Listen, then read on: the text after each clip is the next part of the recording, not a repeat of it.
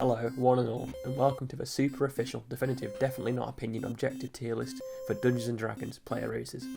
I will be going over the official Dungeons & Dragons races as listed on D&D Beyond for slightly third Sam Riegel sing about. So, without further ado, let's get started.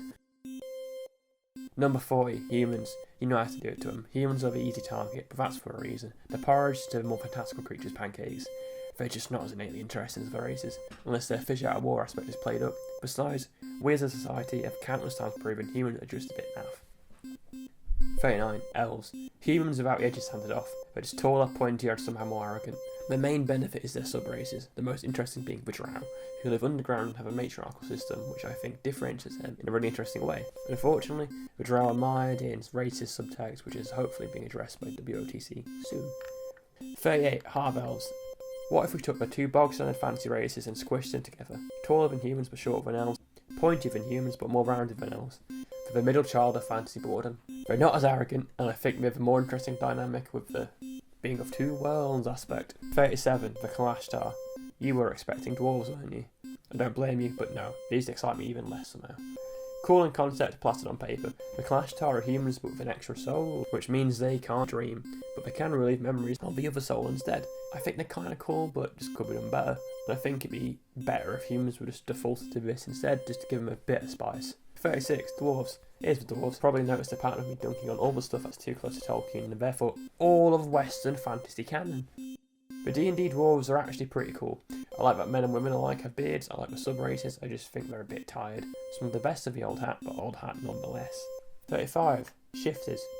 Shifters, lycanthropes on a budget. These dudes and dudettes partly adopt animal features and such, which is pretty cool, except it's overshadowed by actual lycanthropes, other monstrous races, and dudes who graft parts to their fucking bodies. They would be the coolest part of a much less cool world. Bugbears are not bear people with exoskeletons, feelers and other insect paraphernalia, like I hoped. They're the long boys of goblin kind, and they are fine.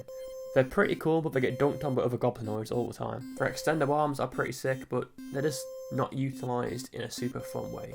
Number 33, Triton. The best part of James Bond's Aquaman was not Aquaman, it was the octopus drums, the crab war and the horrifying sea creatures. Tritons are Aquaman, except they're blue and have the capacity to have cool ears. Bonus points for the ears. Verdan. The bugbear's cousins who don't have extender arms, but do have, though, Hollywood-style amnesia. The mutations of goblins and hobgoblins who were exposed to an ancient force known as that which endures, evolving them into a whopping 32nd place. Number 31, Centaurs. Centaurs are pretty cool, but again pretty standard. I'd like to see more variation. Why is it always humans getting the composites? Where's the Tortle centaurs with hinged shells and lizard and leonin centaurs? That'd be much fucking cooler. 30, GITH. Controversially not pronounced GIF. The GIF overthrew the mind flayers, which is pretty dope. They don't look too cool, but they're pirates of dream space. So that is pretty fucking cool. VERDALKEN. They're blue, but less cool ears. And more Dr. Manhattan vibes. They seek perfection in themselves, and all around can be quite dispassionate towards other goals. Pretty cool. Not quite perfect, mind, only 29th. 28. Gnomes. They're energetic, they're inventors, they're just pretty rad all around. Another remnant of very classical Western fantasy, but I think with enough fun factor added in to make it a bit worth it. 27. Halfling. I've never heard of a hobbit. Shut up. These guys just vibe. The whole thing is they're very lucky and they get on with all the other warring races. Gotta respect it. Satyrs. As opposed to a parody, these guys are cool, canonically horny in more than just the literal sense, and your grandparents would describe them as little shits. They just have the issue of being in the shadow of fucking demon people. Number 25. Changeling. Like if a suit from Scandarkly was a person, these guys are rudimentary shapeshifters who just live in other people's settlements and shift their fucking shapes. Not much to them past a cool ability. You know, is a pretty cool ability. 24. Orcs. I've clumped the orcs together to say orcs are cool, probably the best left over from classical Western fantasy. They have the most defined silhouette, I feel like they are the most interesting. Like with Drow, unfortunately, they are mired in racist overtones, but hopefully evolving past that soon. Half-orcs. Half-orcs get to play the of-two worlds aspect like the half-elves, but have the advantage of at least one of their halves being fucking cool. You can have green skin, tusks, and more, while still fitting through doors. All the pros and none of the cons. Kobold. Have you ever wanted to be a gecko? Kobolds are little dragon dudes. They have an interesting psychology due to being connivers and grovellers, which is an interesting departure from most of the more brash character options. Aarakocra.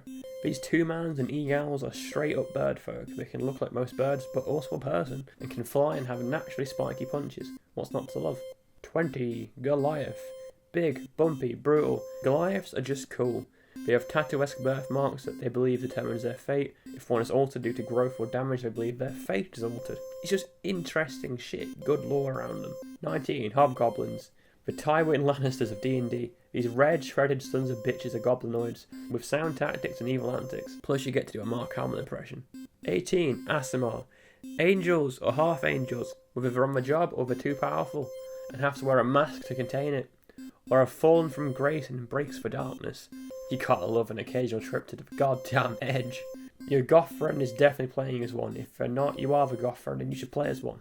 17. FIRBOLG, hippie cousins of Goliath. These tall boys are jolly green half-giants. They have innate druidic powers, sometimes cow-like features, and are all-around mellow fellows. Love it. 16. Goblins. If a chihuahua brain was in a dried out salamander, these dudes are energetic, fun, fairy tale folk. 15. Dragonborn. Komodo dragons are just dope. If you felt lied to by Skyrim, then look no further. Depending on scale colour, they can vomit acid, fire, or other cool shit. Don't get a tail though, stopping them from being higher on the list. Number 14. Yanti Pureblood.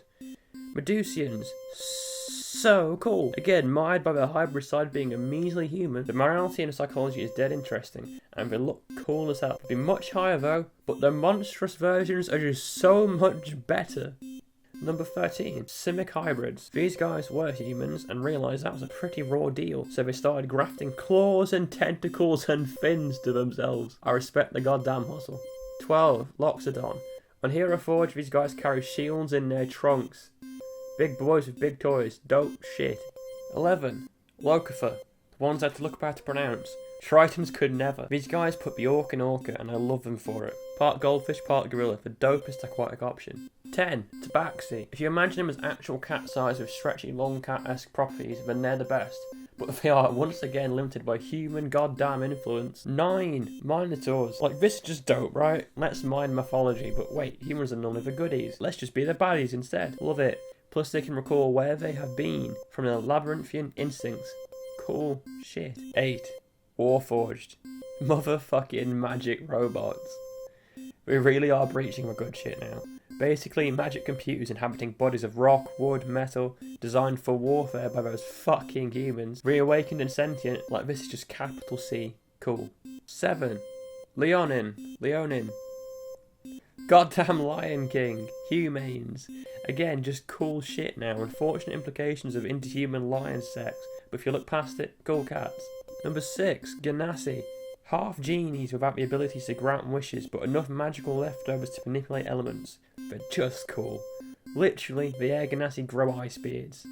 5. KENKU. Raven people who betrayed a god and will rob the flight, speech and independent thought.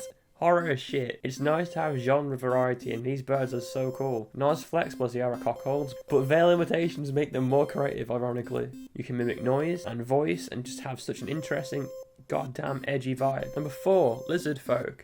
They evolve separate of human interference, thank God. Think logically rather than emotionally, can weaponize anything, and if their buddy dies, they eat them. Plus they have tails, Dragonborns. Number 3. It's the fucking Tortles. They're nomadic, right? Travellers, explorers by birth, but they're turtles. These big amazing contradictions are fantastic. They have natural defences, don't need a bedroll, and I'm pretty sure they'll lay eggs if you're hungry. Second place, it's the fucking GRUNG. They're just frogs who stood up. They're poisonous and can use their poison for mind control. They need to submerge themselves in water or they die. They don't speak common. Like king shit, honestly, I love them to death. Now, for creme de la creme, who's it gonna be? You already figured it out, didn't you? Yes, it's the human... It's the fucking tieflings. Yes, these demony devil boys are just the best. They come in most flavours of Skittles. They got horns, they got hooves, they got tails. They're pretty much fireproof. They can open windows with their fucking minds, really. If you insult one, they can set you on fire. Much like the schools in Coolsville, they've got no pupils. Unfortunately, they do have a human half, but are baller enough to be the exception that proves the rule. Fuck humans. Most monstrous races seem to anyway. Bonus round. Special shout out to GNOLLs. I think they're getting a player race soon. Demonic zombie hyenas. I fucking love them to death. Or undeath, I guess. Special request. The Myconids, the Mushroomers, they're right there. Make a player race for them, please. On Bug and Crustacean people, those are some missing links. Thank you for listening. Hold tight for another completely objectively right tier list. And for weekly short films.